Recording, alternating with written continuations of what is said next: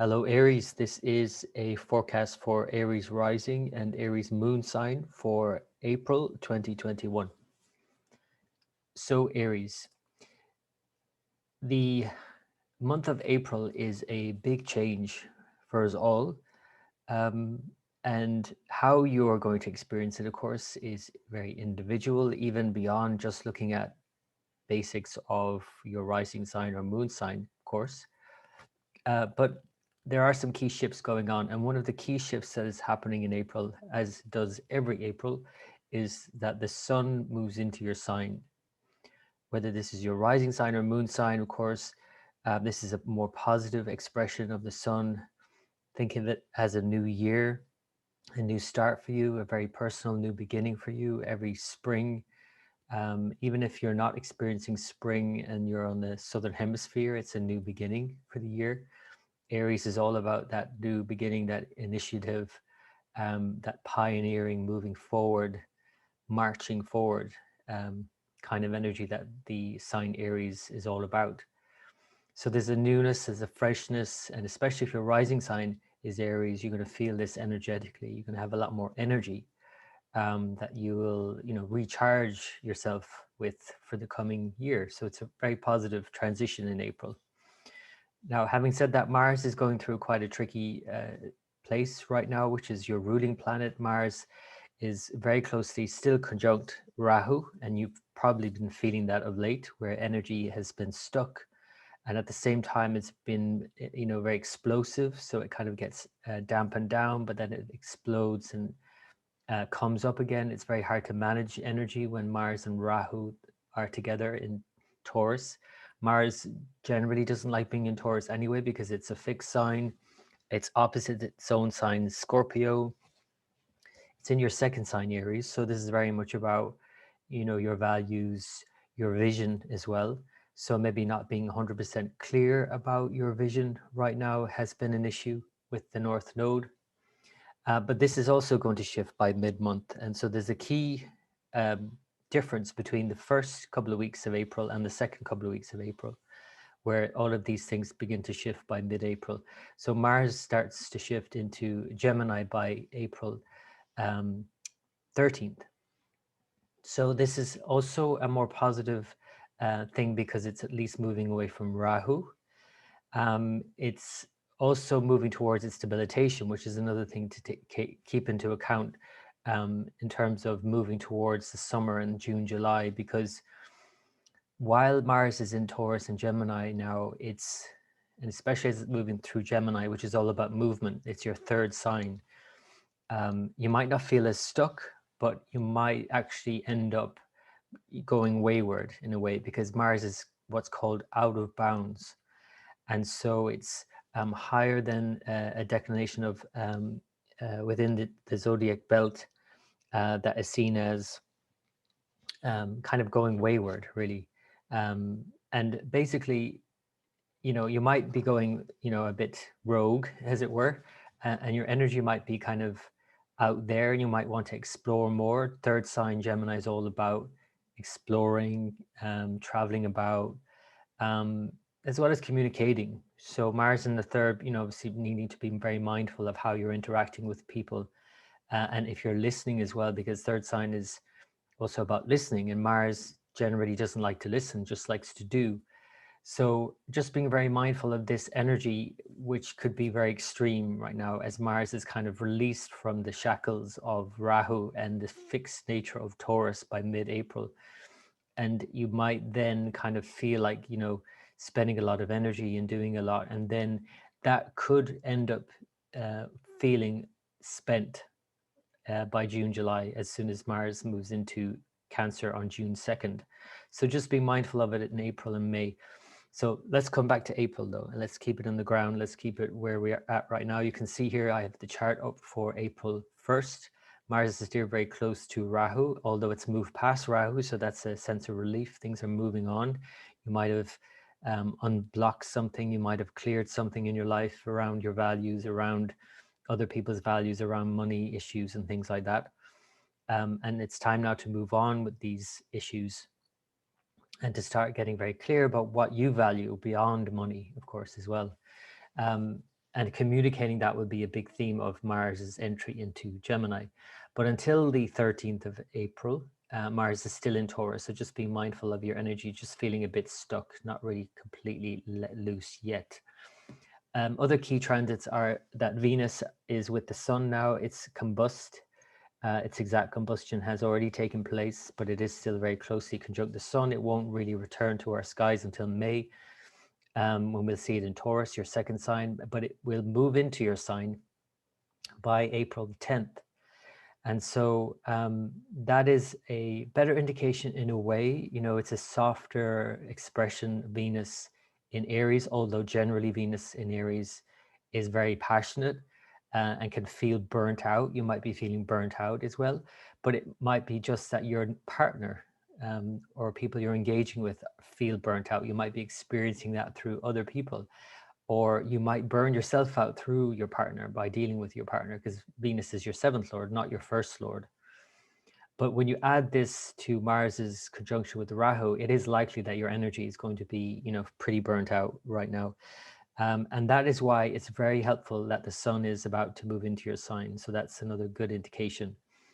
Mercury is also in Pisces for the first couple of weeks of April until April 16th, and then moves into your sign also. So you'll have all of these three here, Sun, Mercury, and Venus, that are all now in your 12th sign of loss and expenditure and surrender and retreat, moving into your first sign of self and personality and energy and direction. You know, there is a sense of you getting more directed here, getting more of a boost by mid-month. So that's a very positive indication. The other big change, of course, that's happening, maybe even the biggest change that's happening in April, is that Jupiter is about to move signs. You can see it here. It's at 29 degrees of Capricorn, and it's going to leave Saturn and Pluto behind in Capricorn as it enters Aquarius. Now, as I've been writing, and you'll read this in the article on Jupiter in Aquarius, this is on the one hand a lift, absolutely, a more positive stance, a more open-minded, sort of more hopeful, sort of innovative kind of approach and perspective. But at the same time, it's also not like fully there yet, right? 2021 until April 2022, when Jupiter moves into Pisces, is all about Aquarius. Jupiter in Aquarius is more like a twilight zone. And if you ever watched the movie Twilight Zone, or the series Twilight Zone, you know, there's something unusual about it for sure. There's something exciting about it too, but it's not very clear. At least though, there is a sense of something new coming in, some innovation, some new way of thinking about things. And it does offer a new hope. And this twilight at least is not, you know, in the dark of night, because Jupiter in Capricorn has been very dark indeed. Despite its mitigations with Saturn and so on, Jupiter has been, well, dire for many people. For you, Aries, this is your 10th sign leading to your 11th sign. So it's very much about the actions that you're currently taking and those leading to gains. The 11th sign is very much about gains, but also about connection with groups and associations and networking. This will be very much a great time for you to connect with a group or a network, or to connect with friends or elder sibling as well, is donated here by the 11th sign of the zodiac.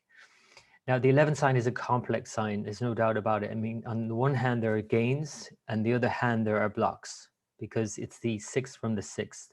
So they call it Badaka in Indian astrology, and it kind of creates psychological blocks more than anything. But there are lots of gains to be had here for sure with Jupiter in the 11th sign. Jupiter likes to be in the 11th.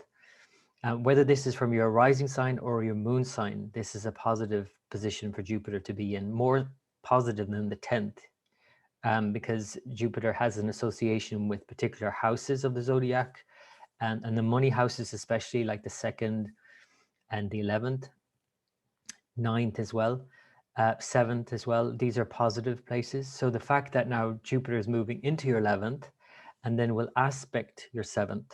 So Jupiter in Aquarius will aspect your 7th sign Libra. This is also better for your relations overall and relationships in general, and your partner. So your partner will be experiencing this benefit from you as well. And, you know, the gains that you're now likely to be experiencing. So there's new opportunities coming in other words.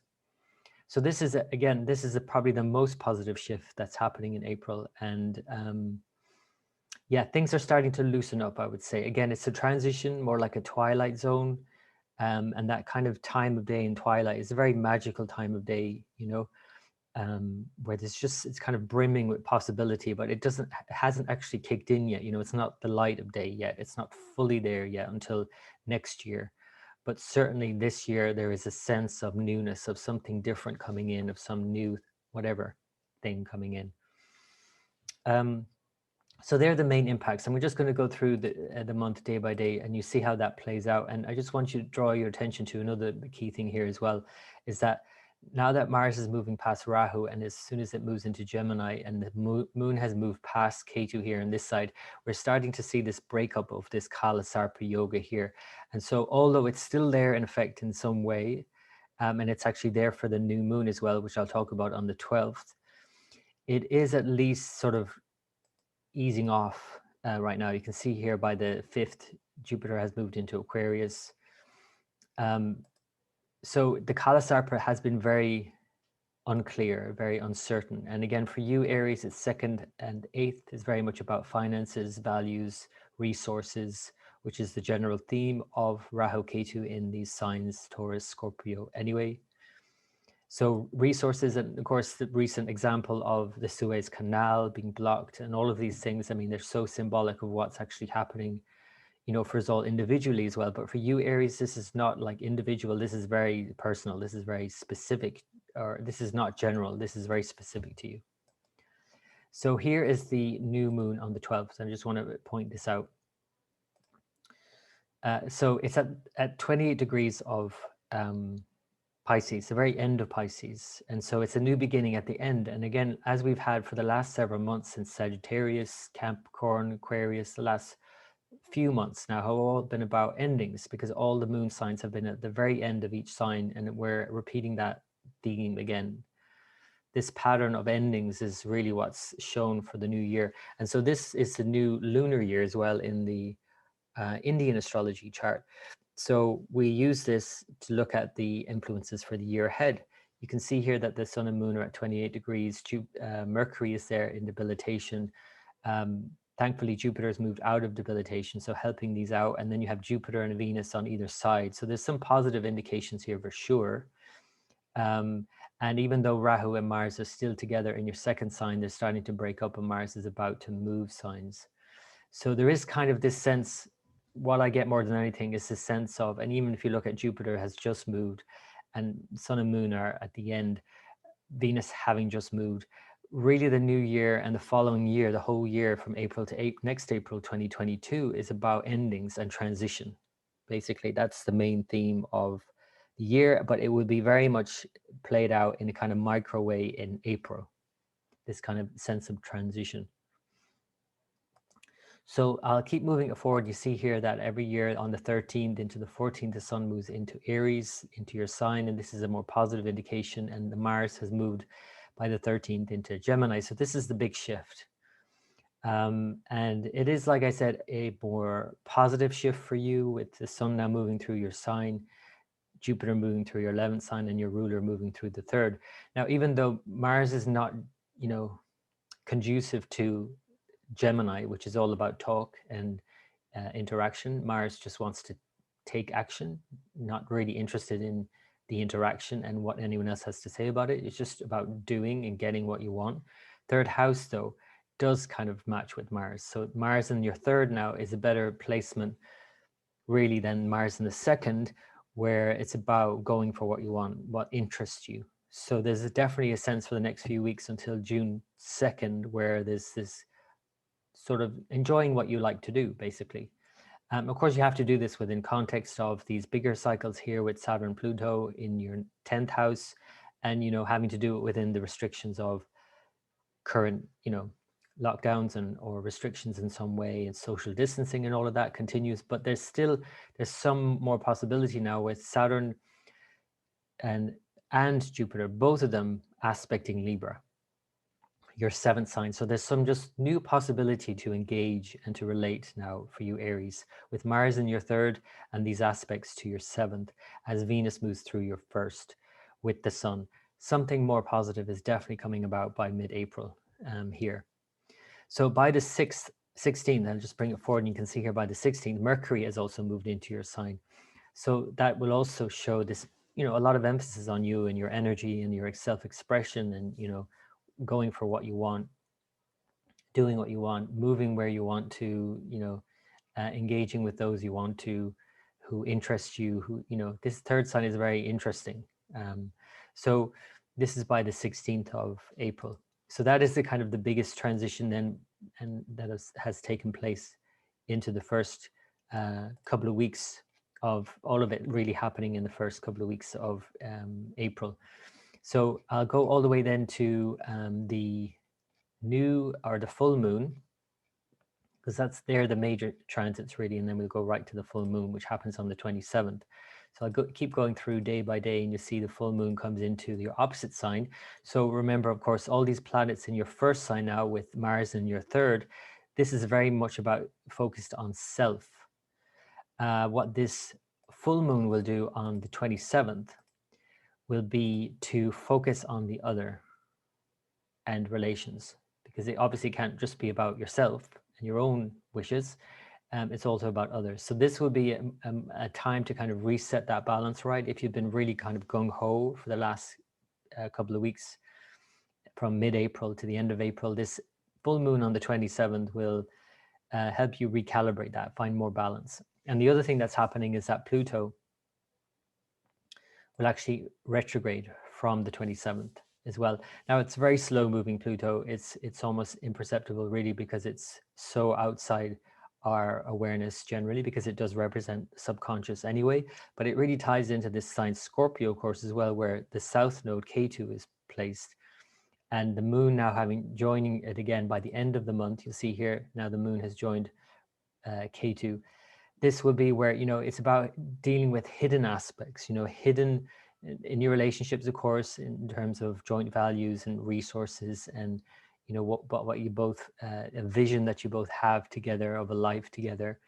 But Pluto now having station retrograde, which again is a slow process, but it's like an underground process of reevaluating, recalibrating your goals and wishes and aims in life, and what you're doing in terms of your career, especially. This is kind of the bigger thing that's going on. So maybe that things are shifting about outwardly and energy is being loosened up, and you're feeling a lot of more optimism and energy moving forward and planning ahead.